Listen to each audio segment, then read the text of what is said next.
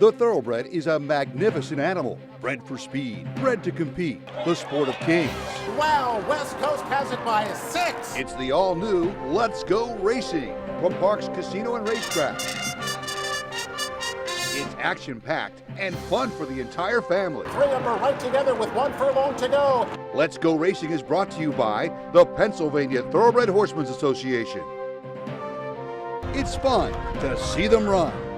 Welcome to Let's Go Racing. I'm Danny Gibson here with Dick Girardi, and we're in our Parks Racing studio up on the 3rd floor. Parks took over Saratoga with 3 of our trainers getting thrilling victories, including the Grade 3 Sanford Stakes.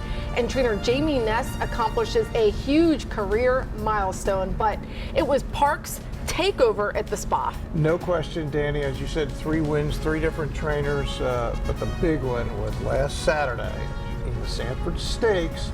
It's a 1-5 shot in there, gold sweep, right? He was beaten Yo-Yo Candy pretty, I don't know, convincingly by 10.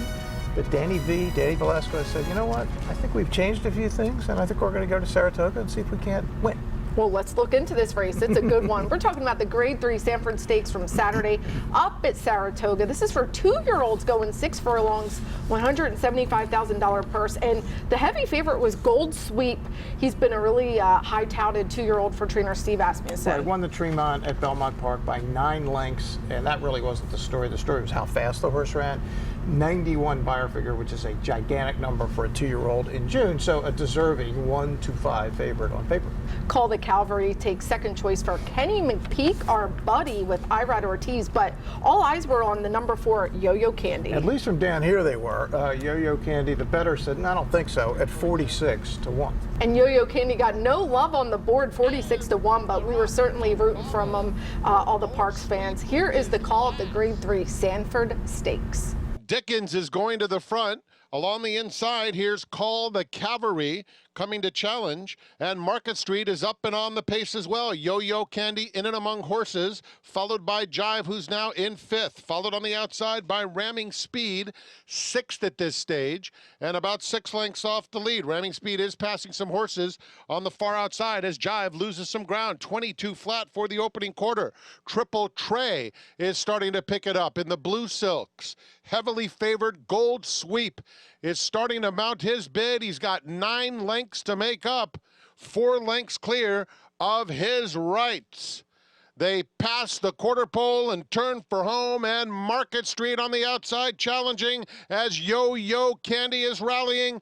Dickens along the inside. They're a furlong from the finish. Gold Sweep still has plenty of work to do, but he's starting to make up ground alongside Triple Tray. 16th pole, Yo-Yo Candy with a 2.5 length lead, and Yo-Yo Candy has won the Sanford. Yo-Yo Candy with the huge upset at 46-1. Trainer Danny Velasquez getting his 2nd graded victory. 1st graded win for jockey Angel Castillo. Huge performance. Yeah, for sure. Look, it was a little bit of a break when the favorite missed the break. Yeah, it was, but you still got to do it. And Yo-Yo Candy did it. As you said, local connections, Angel Castillo, Danny V, and owner Tom Lamont, who Danny told me had been with him and his dad, Freddie, is a Parks Hall of Famer for years and never has really had this kind of luck in the game. Finally has a good one and deserves it for sure. Well, Bruce Casello and I caught up with Danny and Yo-Yo Candy at the barn. Talk about Yo-Yo Candy and how you acquired him. Kind of just stumbled upon him. I always beat the pavement when I go down to OBS, and he just looked good. I was just very happy when I saw him. I was like, man, this is a nice little horse. I like his breeding. Everything looked right.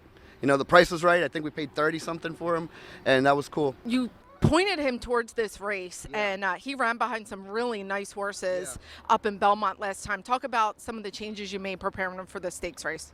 Yeah, Angel and I spoke after the race, and we weren't happy that he didn't switch leads, and he was just kind of looking all over the place. So we went ahead and added blinkers, added a figure 8, added a tongue tie, but we did it in a process. We didn't just jump into it. Jonathan, his groom, was like, let's just make sure that we just do it one step at a time. I said, absolutely, good idea. So we just added the blinkers, added the tongue tie, added the figure 8, all within every work. He worked 3 times going into the race, and we were adding equipment and seeing what was working, what was not, and we just put it all together at the end, and it worked. He was switching his leads and putting his head down. He was looking good going into that race. So we were confident, quiet but confident going in. Yeah, I know Asmussen's horse had a little bit of a stumble, but I still think we would have dominated and won because the race set up a little different. There was more tactical speed. We laid off of it, and we ended up drawing away, so we came in ready and prepared.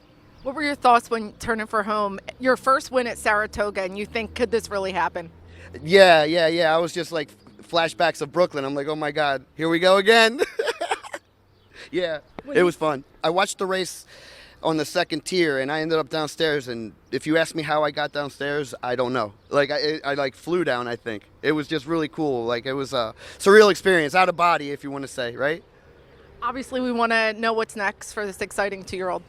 I think we're gonna push them towards the hopeful. I think that race is in September, so it gives them a good window of time to freshen up. And yeah, as long as we stay healthy, that's the target race. What was it like getting your second graded stakes win? It was good, especially because it was Saratoga. I've never won there. I think I'm like 0 for 6 up there. You know, you always go with one shot a year, I think, and it was just awesome to win a graded stakes and win at Saratoga. So it was an awesome experience. A lot of work. Well, you made Parks proud. Congratulations. Yeah, thank you so much.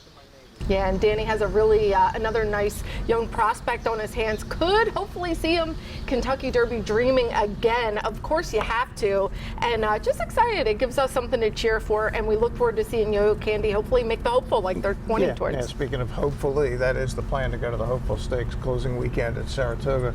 And Danny, I mean, training ultimately is a trial and error deal, and what Danny and Angel did together after that last race, when they were certainly disappointed, they tried different things, right? The tongue tie and getting the blinkers on and getting the run straight, and figure eights, and each week do something different, and they got a hell of a performance from him on Saturday. So terrific win for Danny B. Yeah, and he also wanted to put some weight on the horse, and I have to say, I saw the horse physically.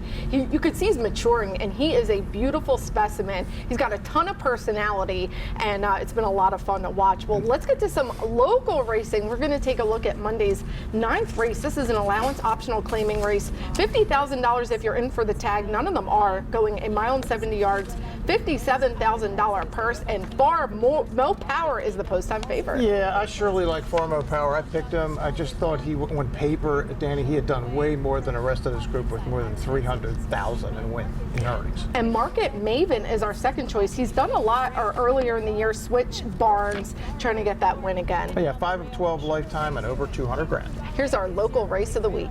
On the outside, Nostalgic Run puts his neck in front. Irish Exit holding his position in second through an opening quarter, 23-2. Nostalgic Run, Irish Exit in second. Market Maven to the outside. The gray Two Boss moving a little bit closer. He's within about half a length of the lead. Then it's back to Eloquist, Bird King in on the rail. King Kumbale, Far Mo Power clear sailing. He's going to make his run on the outside. Then nothing from Sugar Ray 2.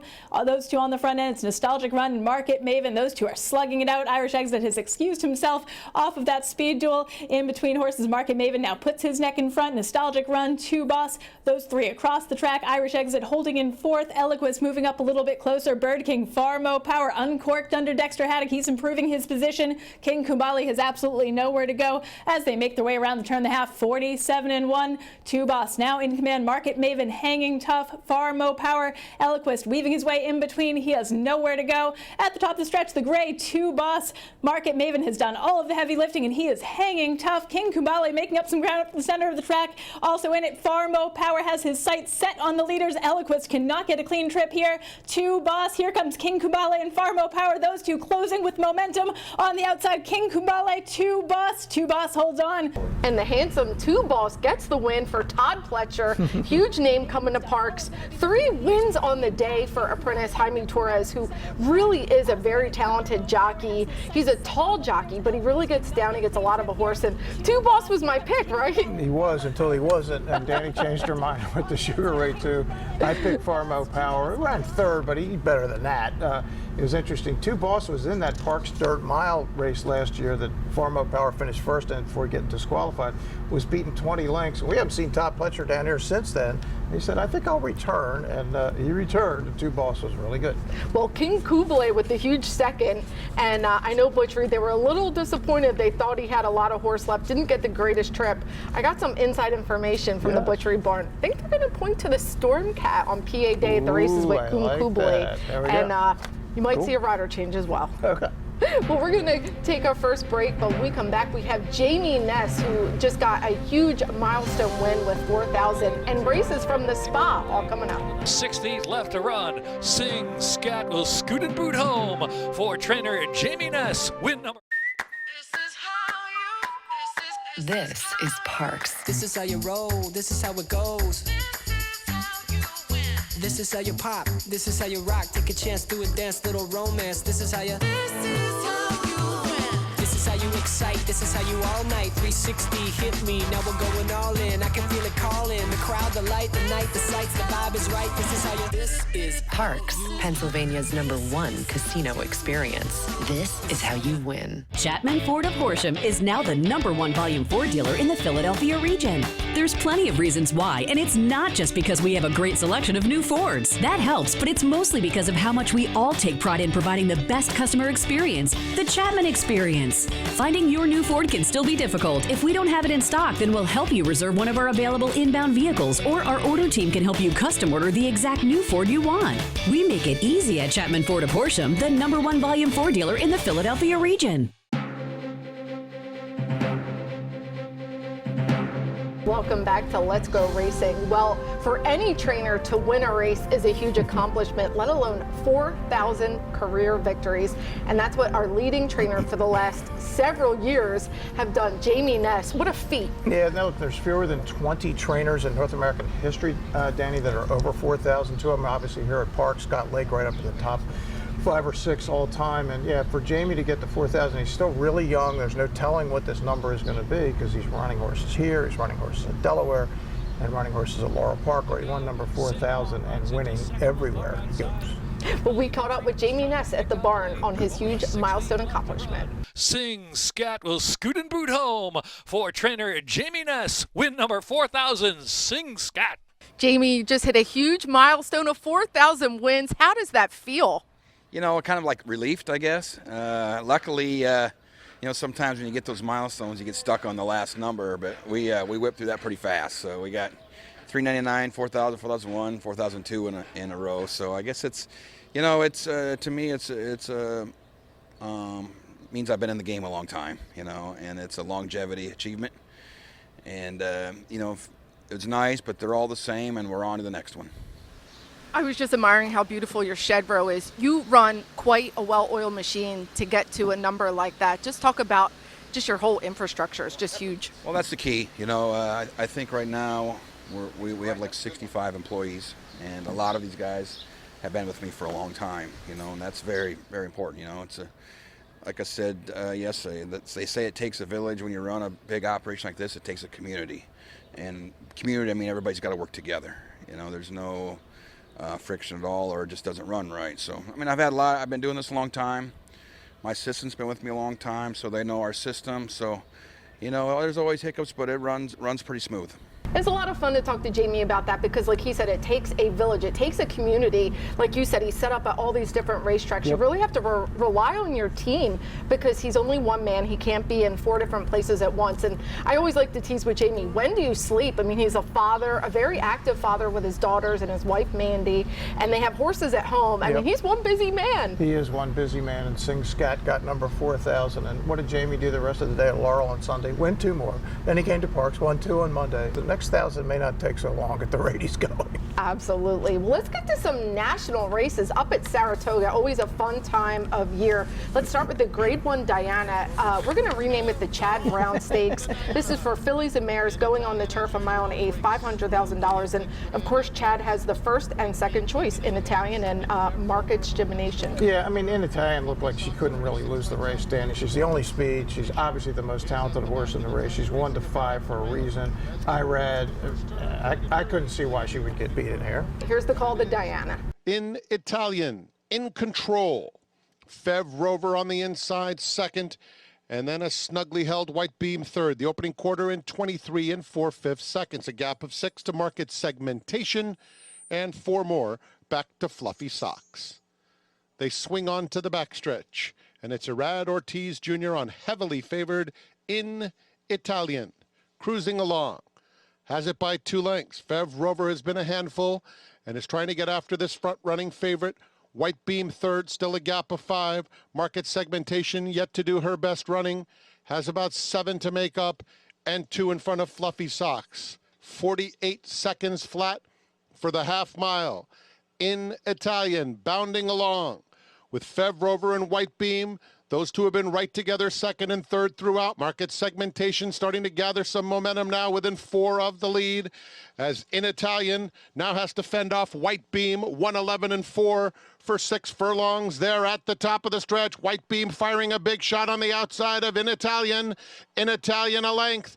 White Beam on the outside, Market Segmentation trying to get by Fev Rover for third. Coming to the 16th pole, In Italian set down. White Beam trying to get her.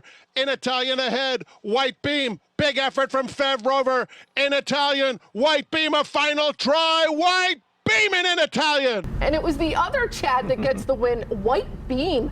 Flavian Pratt, everyone knows how Dick and I feel about him as a rider. He's incredible. And just beats In Italian by a nose. Yeah, I mean, look, I thought In Italian ran like she always does. She just got run down, and barely, by her stablemate. And Chad Brown has now won the Diana a mere 8 times, Danny. And next year you can probably chalk him up for 9.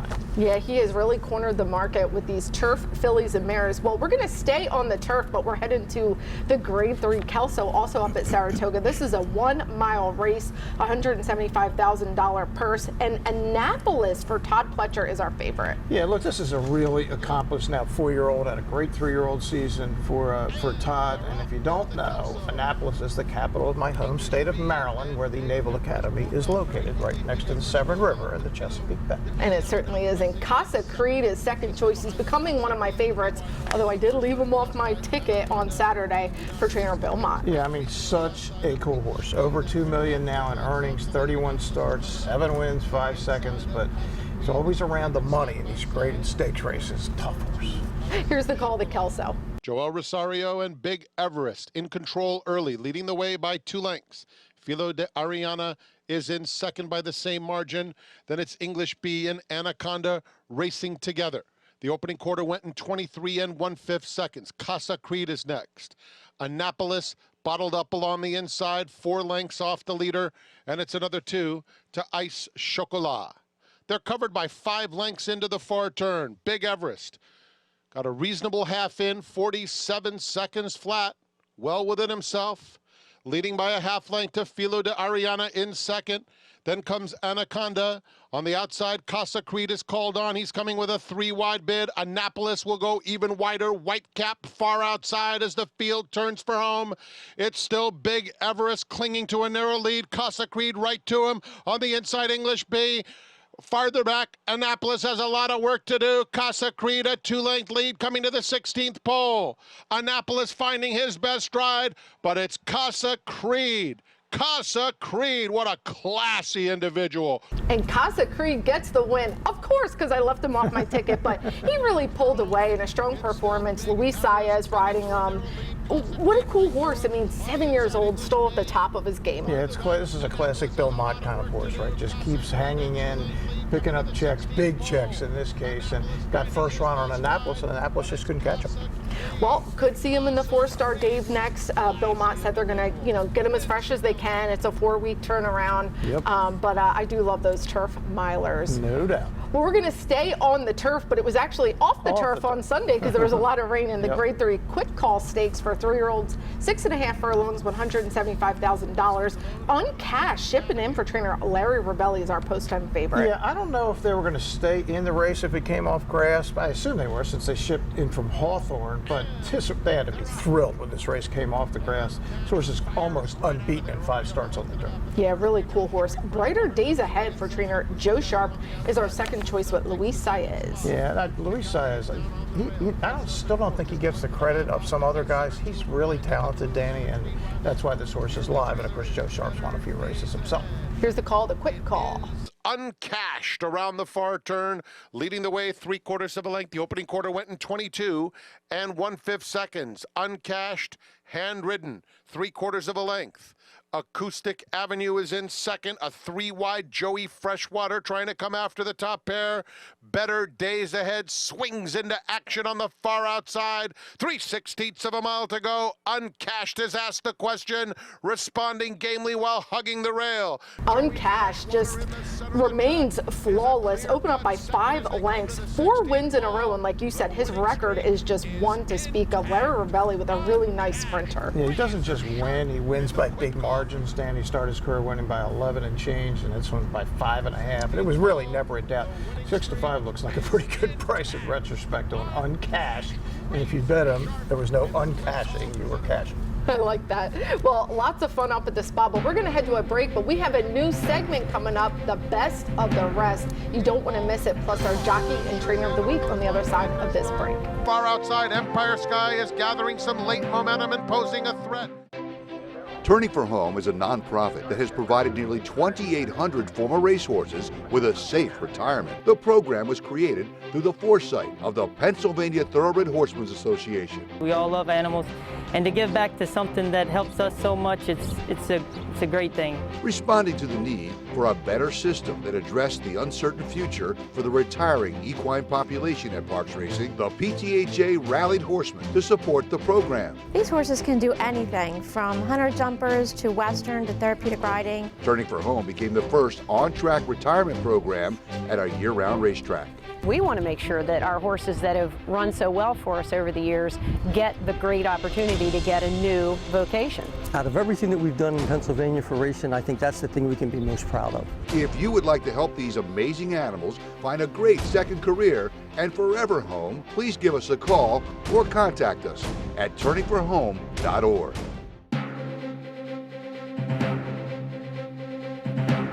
Welcome back to Let's Go Racing, and our Jockey and Trainer of the Week is brought to you by Turning for Home. Jockey of the Week, Angel Castillo. He got his first graded win as a rider, and he's a veteran jockey that is used to winning here at Parks. He gets a lot of wins. Good for him. It's about just waiting for your time, and when he had his chance, he came up with a huge ride on a horse that ran great. We have co-trainers of the week for a very good reason. Jamie Ness, of course, with his 4,000th win, and Danny Velasquez getting a very nice win up in the Grade 3 Sanford Stakes. Yeah, it was interesting when I was talking to Danny, and I'm going to write about Danny and Jamie, obviously, this week for Let'sGoRacingParks.com, but he said, I'm not sure I wanted to buy a Calbred. But he liked the horse so much at the OBS show, he says, well, I'm going to bring him up here and see what we got. Well, he knows what he's got. And it was really cool. The groom knew right away. First time he breezed, he said, we got something here. And Danny's like, we'll see, we'll see. But they were really sure. It was exciting to watch. Well, this is the best of the rest, and Parks really dominated up at Saratoga. Let's look at some of those races. We're looking at Friday's 5th race. It's a maiden special weight for New York breds. Came off the turf, so now it's on the dirt, 5.5 furlongs, $88,000 purse. It's a big one, but Empire Sky is going to be 6 wide going into the stretch. Yeah, and off to a good start is our man Kendrick Carmouche. He's riding this horse for Kate DeMasi. Kate also owns and wins by 1. And I tell you what, Danny, Parks gets a lot of respect. This horse was favored in New York at Saratoga because they said, wait a second, this is a pretty good horse and a really good trainer. Yeah, Kendrick and Kate, when they team up, they made business. This 4-year-old has already made $117,000. He kept running second and third. Not this time when the big money was down. He got it all. Yeah, really cool. He runs on turf and dirt. We're going to keep it going up at Saratoga with the Parks Invaders. We're looking at Sunday's 10th race for New York bred fillies and mares. It's a maiden claiming going 6.5 furlongs, $43,000 purse. And our man John Kirby with Maggie, and he teams with Luis Saez, and they get a little bumping going at the beginning. Yeah, a little bumping at the beginning. This horse is also favored. Again, a tribute to how well the Parks horses do when they ship anywhere. But to go to Saratoga, and I know this had to be special for John. Maggie's going to win this by a neck in the end. But John's an old Suffolk Downs guy, and those Suffolk horses for years went into Saratoga and won big races. Well, and another inside thing, he is really good friends with Mike Trombetta's assistant. He beat Mike Trombetta's horse Marley's Ghost by just a neck. Yeah. So they had a fun little rivalry. Ooh. And just like Kendrick and Kate are a team, Luis Saez and John Kirby are a heck of a team. He won the claiming crown for him with Hero Tiger. Excellent. Well, let's look at Parks race. It's Monday's 7th race. This is a good one. It's a maiden special weight for Pennsylvania bred 2-year-old fillies sprinting 4.5 furlongs. Now, Jean Marie, heavy favorite in there. She's got to sit behind horses here. She does have to sit behind horses, and you wonder if she's actually going to be able to get there at 7-5, Danny, but she is.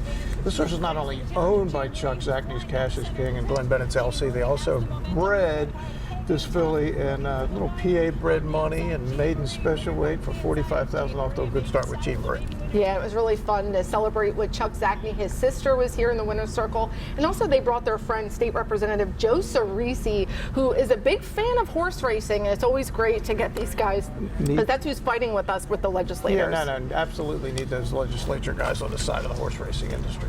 Well, it's time for Eye on Racing, and it's a big Saturday in horse racing. It's Haskell Day, lots of graded stakes up at Monmouth Park. Right, Haskell, UN, to be the best card of the weekend. Obviously, Saratoga's still running, Del Mar's starting.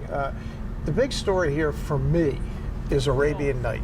Finally, he's coming out. We haven't seen him. We know how talented he is for Bob Baffert. And of course, Bob Baffert owns this race. It's going to be a really strong field, and obviously, we'll see some of these horses on September 23rd for the PA Derby. You know what the big story for me is? When they play Billy Joel's Born to Run and they're walking out, I get the chills every time. It's not Billy Joel. Who is it? Bruce Springsteen. Bruce Springsteen. Come on, now New Jersey's own. What do you? Come on, didn't you used to live in New Jersey? I did. Come on. But I just got my Pennsylvania driver's license, so I think that's where I had the mental block. Sorry, Bruce. We're going to take our final break. We're going to preview a race from Monday and talk about what's coming up here at Parks.